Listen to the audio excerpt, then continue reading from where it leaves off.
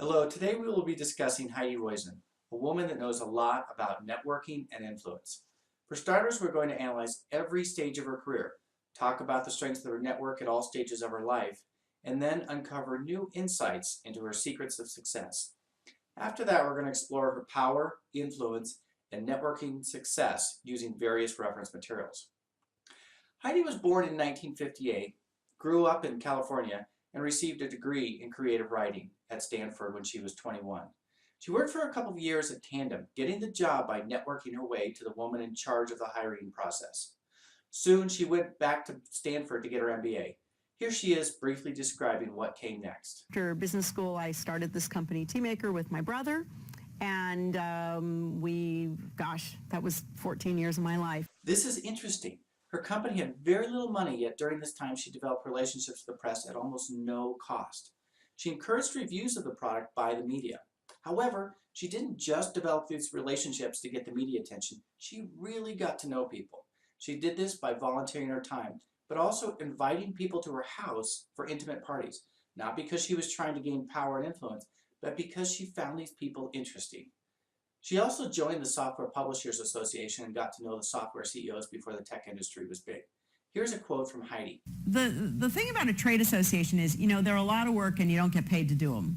But the connections you make ends up being so much vaster and greater than whatever might be merited by the size of your company alone. Roizen's strength was in the relationships she developed with people in the media and up-and-coming CEOs like Bill Gates. And this is a key point. She developed an incredibly strong network. All that it cost her was time and energy. It wasn't money or having a powerful job that created her network. After Roizen sold Teamaker, she went to work for Apple, but she had to use some of that political capital that she built up over many years. The job was incredibly demanding. At one point, her husband told her, "You're going to be a very successful, alcoholic, divorced mother of two." Roizen developed some very good relationships while at Apple. However, this wasn't the first time in her life when she was in a bad situation, so she left Apple exhausted and drained. In Roizen's network, she gained status with the credentials of being in top management at Apple. Also, her network was strong enough to ask for help from people such as Bill Campbell at Intuit. Digging deeper, we see that even in the darkest of times for Roizen, she held to her values and relationships as far more valuable than prestige.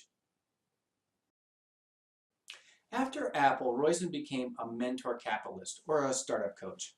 This phase of her life is fascinating because she went from a wide network of established CEOs to working with a narrow group of young CEOs. We can see that the pendulum swung the other way. She still had her network, but she continued to grow it in a different direction. Also, Heidi did something that parallels the life of Conrad Callahan, featured in Adam Grant's book, Give and Take. Instead of burning out, Heidi gave more to recharge her life. She gave her time and experience to find meaning again. Here's Heidi. I didn't want to have a full-time job anymore. I love working with people to build something. I really like the challenges of being part of a corporation. And they do actually pay you money to do that. So you can have fun and make money at the same time, be involved with interesting people, and you can assemble a portfolio of things and still work from home and drive your kids to school and do all that other kind of stuff. So Roizen grew her network to include extremely strong, close relationships with a small group of executives. The key insight is to narrow your focus and give intensely to invigorate yourself. In 1999, Roizen started working with the venture capital firm SoftBank. She expanded her network by going wide. Now she had hundreds of communications with executives from companies requesting funding. Once again, I see the same theme. She maintained integrity by responding to requests, regardless of whether they were accepted or not. This goodwill that she created with thousands of people every year grew her network immeasurably. A lot can be said for how you put a little bit of effort into every person you meet, and that extra bit of kindness will grow your network immeasurably.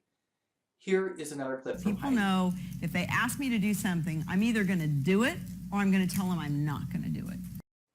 The strength of Roizen's network dramatically increased in the quantity of connections.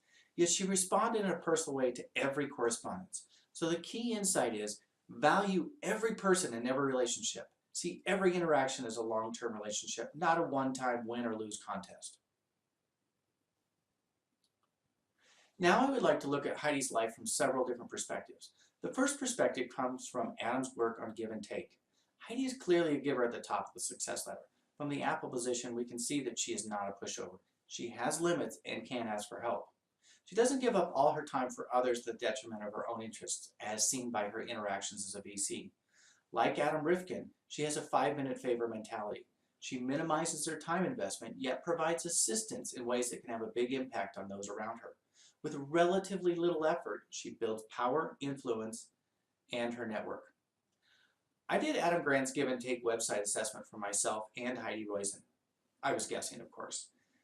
I was happy to see that I was above average as a giver, but surprised that I had a little taker in me.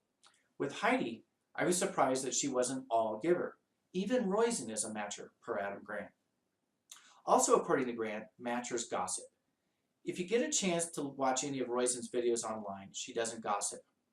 She never mentions her husband at all, even though they divorced. She doesn't complain that one of her daughters is transgender and that dealing with it has been difficult. Roizen likes working on anything that is hard, yet she allows herself and others to fail. I'll show one final clip from Heidi speaking about this, but I want you to look at her body language. She is playing high, as explained by Deborah Grunfeld's video on acting with power. In this video, Roizen has a steady gaze at her audience. She fills her space. She's also authoritative yet approachable. Here's the final clip of Heidi Roizen. One of the things that's great about being an entrepreneur and pulling a team together is it is hard. There's no safety net. There's no regular paycheck. There's no one else looking out for you. You really have to do things on your own.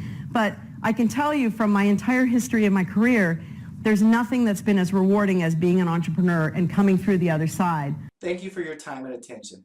It's been a pleasure to talk about Heidi Roizen, a woman with incredible integrity, generosity, and poise.